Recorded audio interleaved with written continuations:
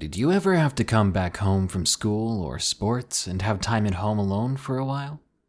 Or maybe you didn't need to go to school or work one day and stayed home by yourself all day.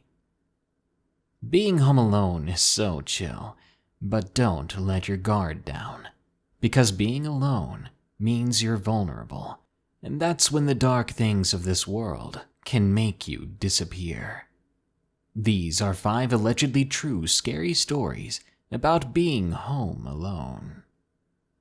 If you have a story of your own, share it with us at darkstories.org.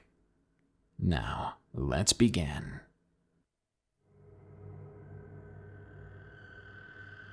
Hagging, from Anonymous. Some years ago, I lived in St. John's, Newfoundland, Canada. It's right on the ocean, and it's quite beautiful. There are a lot of bars and places to explore there, and the people are very friendly.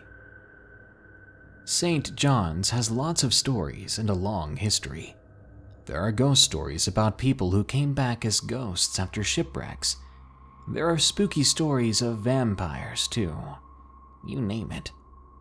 One story everyone tells you about is something called hagging.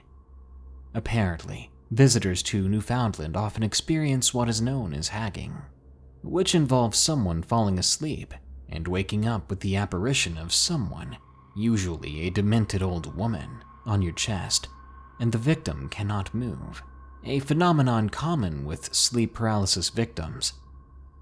Of course, when I heard about it, that's all I thought it was, just sleep paralysis. I mean, what else could it be? After all, sleep paralysis involves not being able to move, and often comes with hallucinations. It fit perfectly. Nah, that's not it at all, my friends would tell me. It's really something different. At this, I would usually roll my eyes and ignore them, but my assumption was dead wrong. One night, I was going through my usual ritual. I fed the cat, tidied up the house, and made sure the doors were locked. I always did that last without fail, because there was an old woman in our neighborhood who would sometimes walk around at night, yelling. She was harmless, but she was obviously quite ill, and the last thing I wanted was for her to get inside, especially as I lived alone. So I was always very careful about keeping both sets of doors locked. I had 2 sets of doors, in fact. You entered through one set of doors into a mudroom, and then you needed another key to get in through the second set of doors. The second set had a deadbolt, which I always slid into place. So I locked up and read my book, and I began to fall asleep. But in the middle of the night, something woke me up. I know I was awake as I am now typing this.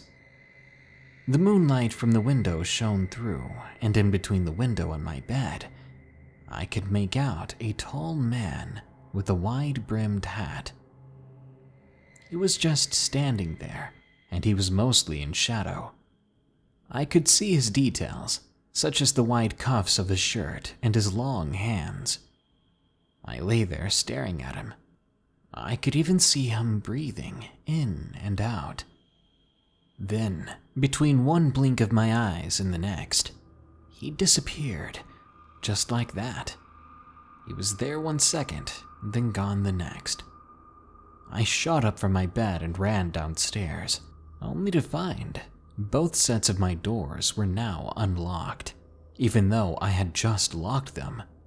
The deadbolt, though, oddly enough, was still in place.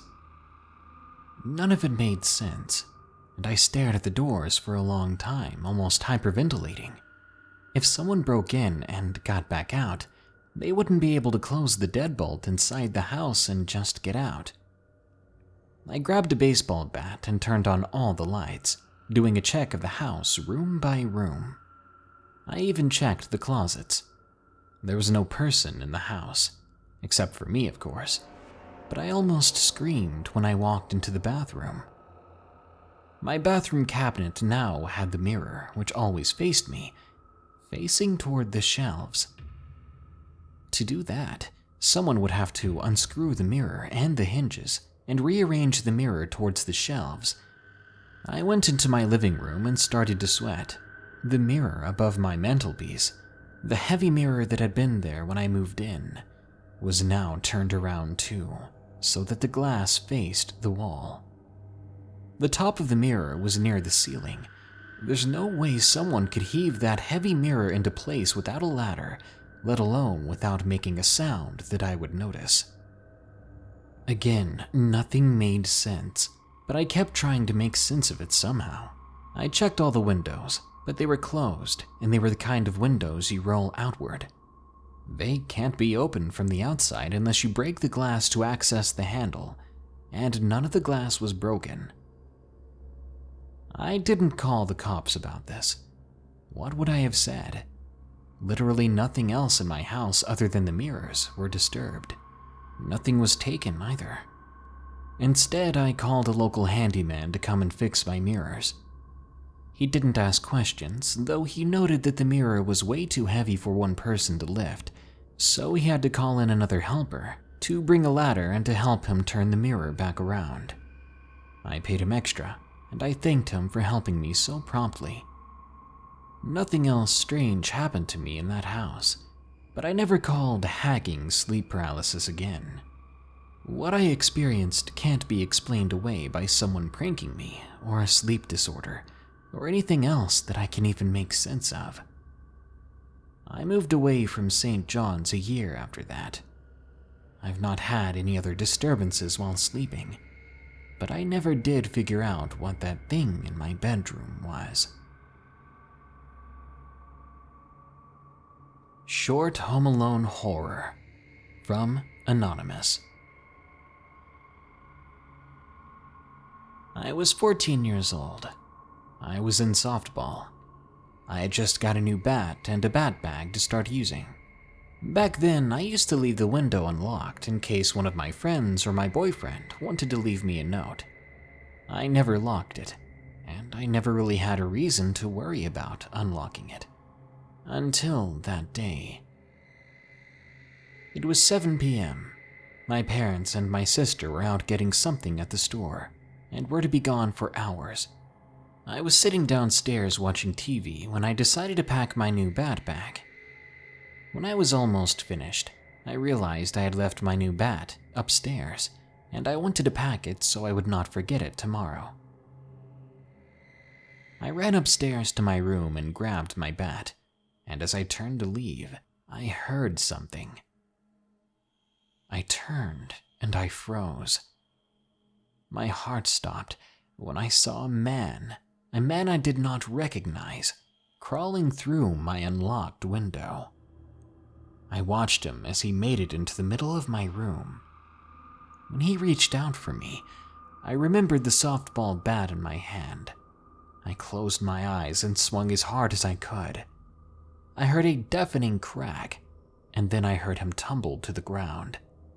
When I opened my eyes, he appeared to be unconscious. I bolted out of my room and down the stairs, twisting my ankle along the way.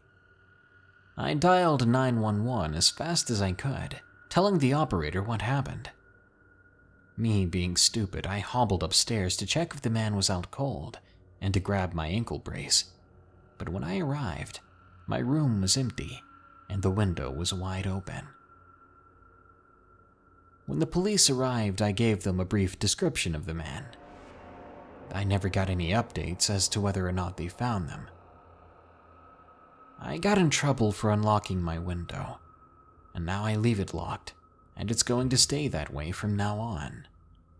I'm 16 now, and I still remember it like it was yesterday. If you take anything away from this, remember, lock your windows, and it doesn't hurt to have a baseball bat in your room.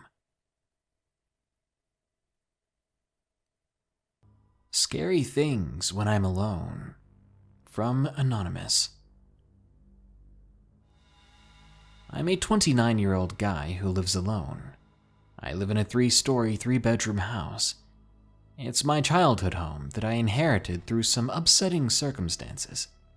It's just me and my pit bull bear, in a house that is far from necessary for what we need. I choose to live alone because I'm a solitary individual. Plus, with the life insurance and inheritance I receive, I can live alone comfortably. With that being said, I'm a chef by profession. I work long hours and come home late at night. My brother has a key to the house, but only to let Bear out and to make sure he has food and water if I'm working too late or I'm out of town. You might be thinking, why not have my brother move in? Well, way back in the day when my parents divorced, he went with my mom and I stayed with my dad. Anyway, my story begins with one of those long nights I spoke of. I informed my brother that I'd be working late and to take care of Bear. He obliged and all was right. I ended up getting home around 1 since the kitchen closes at 12:30 and we had a lot of cleanup to do. I got home and Bear was there to greet me as usual, happy that I was home. I cooked a quick dinner and headed upstairs to go to bed. Now, when I close down the restaurant and I know I have to work the next day, I always hang my chef's coat on top of the banister leading up the stairs. This way, when I get up and get ready to leave, I can easily grab it and get going. So as Bear followed me up the stairs, I placed my coat on the banister. A normal night in. I began drinking because I felt like it, but all the beer was in the fridge in the kitchen. The kitchen being on the 2nd floor and my room on the 3rd, I went ahead and grabbed 4 beers so that I didn't have to go back. I went back to my room and let Bear in.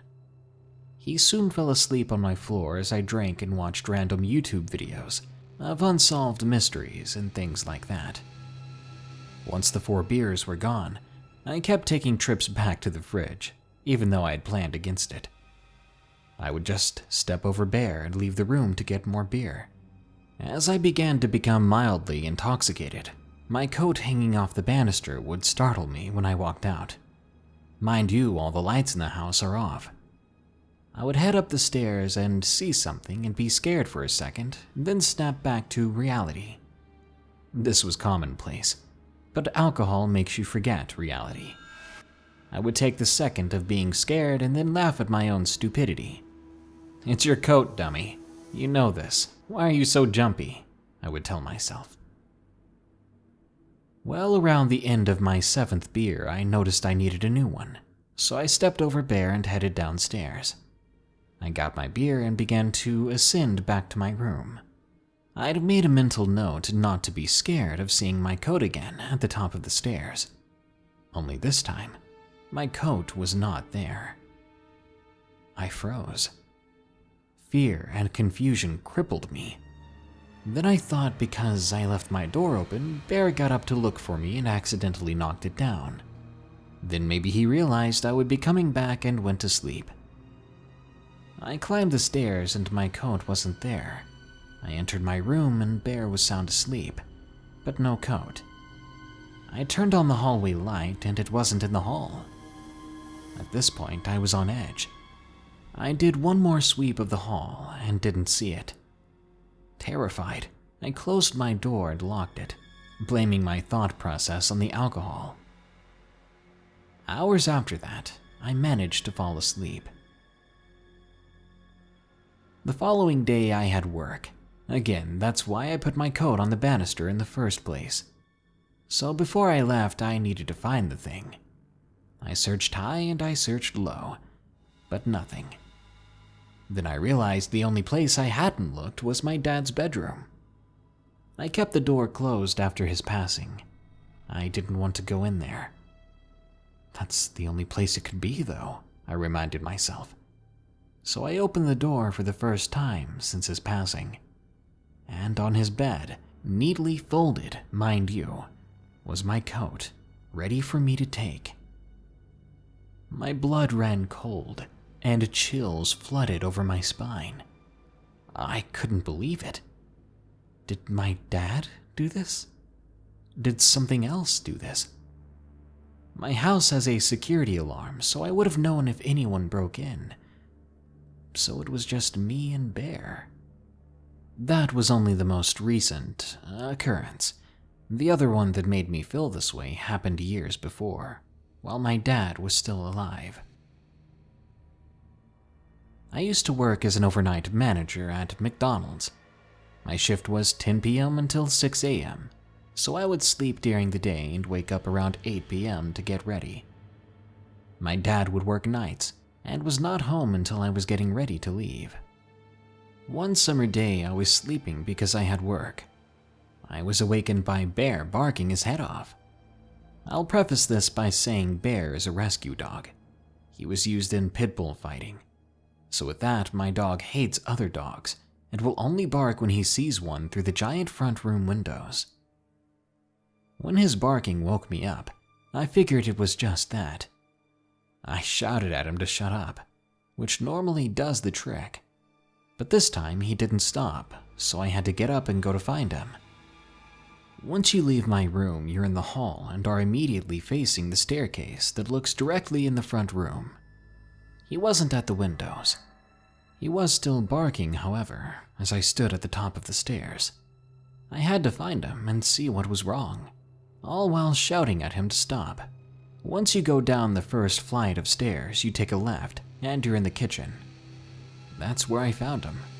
He was sitting at the top of the stairs that take you to the basement, ears standing straight up, along with all the fur on his body. I was annoyed he woke me up, so I shouted, "What are you barking at, you stupid dog?" That's when I peered into the basement. Against the fireplace was a shadowed figure, which is the only way I can describe it. It was probably 7 feet tall, but definitely the shadow of a man. I froze. Then when my senses came back, I shouted at the man, "You better get the hell out of my house!" I ran to the kitchen drawers and grabbed the biggest knife I could find. When I looked back in the basement, I caught the shadow moving into the laundry room. There's a back door in that room, so I ran down the stairs, ready to defend myself from someone, but no one was there. The back door, in fact, was still deadbolted, and the handle was locked. I was alone in my house, as I had been this whole time, apparently. The dog and I both saw what was in my house that night. He alerted me to its presence like a good dog. For the first incident mentioned, I continue to live alone here, but I know it's not just the dog and I in this house.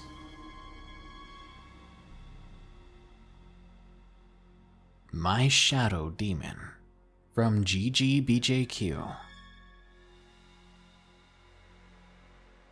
All of these events spread out across a year, but some of them are ongoing. I'm a 21-year-old girl in college. This started when I was 20, the beginning of 2018 to be exact. It was about 2 a.m., and I had just gone downstairs to get a midnight snack. I sat down at the kitchen island after making myself a plate of nachos. I turned on some YouTube as I ate, like I always do. After about 20 minutes of this, I was in the process of choosing my next video, when I got the sudden urge to look towards the living room. As I did, a large, dark, black figure seemingly floated past the hallway towards the front door area. Its head almost skimmed the ceiling, making it over 7 feet tall. It resembled the Grim Reaper, wearing a hooded cloak that went the length of its body down to the floor. But it wasn't carrying any type of scythe or weapon, not that I could see. Most people would have been freaked out, would have been scared at least, but to be honest, the only thing that went through my head was, whoa, that happened. Then I went back to eating and watching my video. I've seen enough horror films to come to this conclusion. The second you want to snitch about something, that's when you get trapped in your house or mysteriously killed. So I wasn't going to say anything out loud or bring it up to anyone, or even show any signs that I acknowledged it. Fast forward a couple of weeks later, there's no more activity for now. At around 6 o'clock one evening, though, I was home alone. Both parents were on work-related trips. I was lying on my stomach in my bed, playing some game on my phone. There was no music for the game, as I had my phone on silent. That's when I heard it as clear as day, coming just from the other side of my closed bedroom door. A very demonic male voice. "Grace." I froze for a moment. I could clearly tell that not only did the voice come from the other side of the door, but whatever called out my name was bent down and spoke right through the gap in the bottom. The same thought went through my head again. Just ignore it, and it won't do anything to you. I went back to playing my game, quickly forgetting that it even happened. Until something a little bit more creepy started happening. It had been a month or two since the previous incident, and I had completely forgotten about the thing I started calling Shadow Demon. I woke up on a lazy Saturday morning. I was too lazy to actually open my eyes all the way and get up, so I stayed in bed curled up in my blankets, listening to my music still playing on my phone from the night before. My eyes were closed, and I hadn't moved from my original waking position, lying completely still. I suddenly felt the corner of my bed being pushed in, like someone had placed their hand there and began testing the firmness and bounciness of the bed. I immediately thought, he is back. So I laid totally still, not wanting to let it know that I was awake. After a couple of minutes, my bed sunk down like someone had sat down on it. Now I was actually kind of freaked out. This thing was watching me supposedly sleep. What kind of creep does that? I thought, honestly trying to make myself feel better and more calm about the situation. After about 10 minutes, the weight finally lifted. This actually happened every morning for the next week or two. What really creeped me out, though, was that on the mornings where I didn't think it happened, I realized it probably did, and I had just slept through it. When it all died down again, nothing happened for another couple of months. I knew he came back, especially when he started sitting on the bed again. Only this time, he seemed like he was trying to wake me up by bouncing on the bed more violently. I stayed completely still again, just waiting for it to stop and go away, so I could go out and get some food. The creepiness of it all had waned a bit. Fast forward, now in 2019, around late May, he'd stopped again for a few months.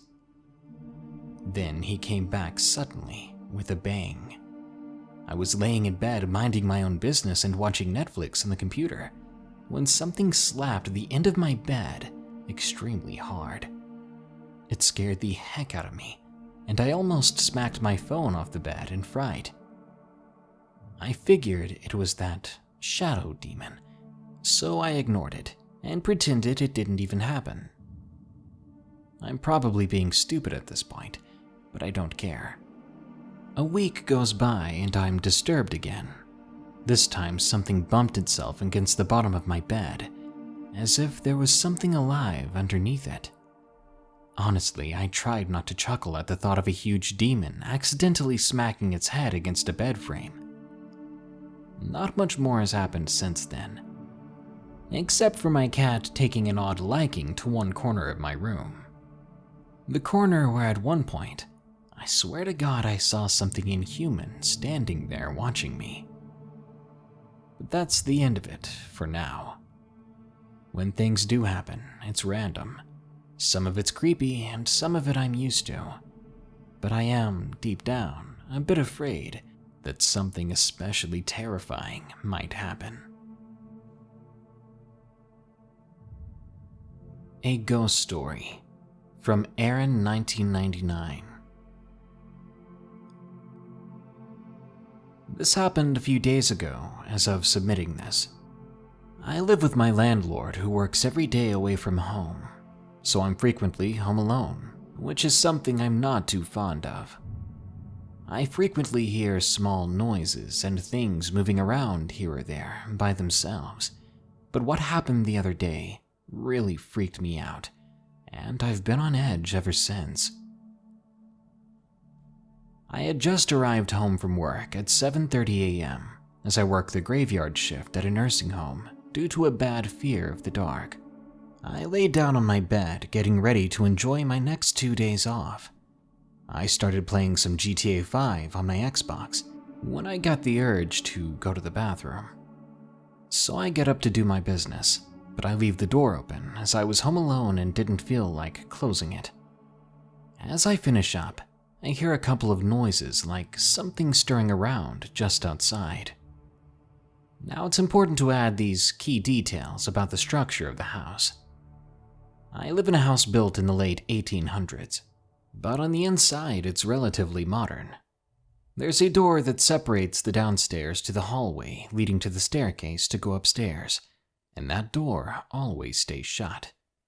Walking down the short hall to get to the staircase, there's the front door, and to the immediate right is the door to the living room that stays shut also, with a staircase right next to it. Anyway, I didn't think too much of the noises, as by now I'm used to them, but I did notice my cat who was sitting on the tub by the toilet. She perked up her ears, telling me that she heard it too. Cautiously, I proceeded back to my room, and as soon as I walked into my bedroom, I hear the door separating the downstairs dining room from the upstairs slam shut. Now I knew that it was closed, as I had shut it when I came upstairs when I got home. I was half expecting my landlord or dad, who had been working in the garage, to come upstairs, but when no one came up, my cat let out this low growl and bolted away.